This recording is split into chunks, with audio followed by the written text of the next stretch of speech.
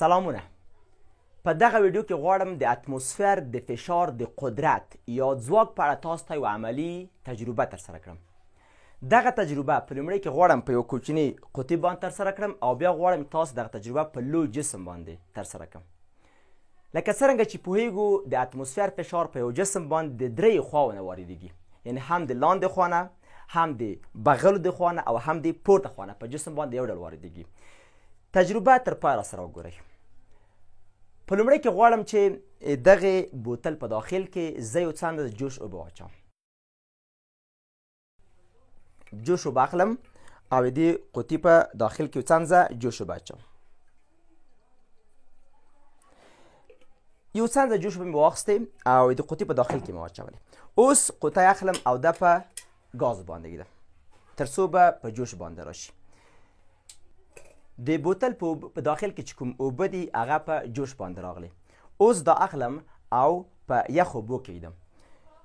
په دې ځای کې موږ تاسې په یو لوښي کې یخې اوبه لرو. دا غواړم د بوتل غواړم په دو کې ږدم.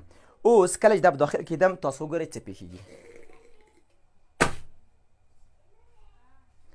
کله چې اوبه په جوش باندې راغلی نو د اوبو د بخار له امله د بوتل په داخل کې د اتموسفیر فشار کم شو او د اتموسفیر د بیرون د خوا نه چې کوم فشار و هغه فشار دې لامل شو تر څو بوتل په دې شکل باندې چیت کړي. اوس راځئ چې همدغه تجربه په یو لوی جسم باندې ترسره کړو. اوس غواړم دغه تجربه په یو لوی جسم باندې ترسره کړم، مثلا په دې پیپ باندې. دا پیپ اخلم او دې ته یو څنځه حرارت ورکوم. جوش اوبه د پیپ په داخل کې اچوو تر څو په جوش باندې راشي او دې په داخل کې د بخار تولید شي، یعنی هغه بخار چې تولید شي دې په داخل کې د فشار د کمیدو لامل کیږي. اوبه ږدو تر څو په جوش باندې راشي. د پیپ په داخل کې اوبه په جوش باندې راغلي. اوس غواړم دې سرپوښ په دې باندې پټ کړم. د پیپ په داخل کې اوبه په جوش راغلي. اوس دا اخلم او په یخ اوبو کې ږدم. دې پاسه غواړم چې زه یخ اوبه ور واچوم.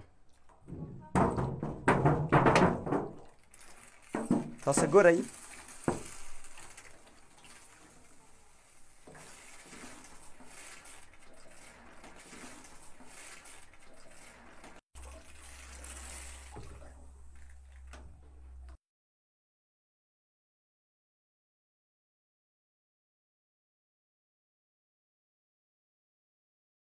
کله چې پیپ په داخل کې اوبه په جوش راغلی نو د پیپ په داخل کې د بخار له امله د اتموسفیر فشار کم شو او د بیرون د خوا نه دغه فشار د لامل شو تر څو پیپ د حالت ته واوړي.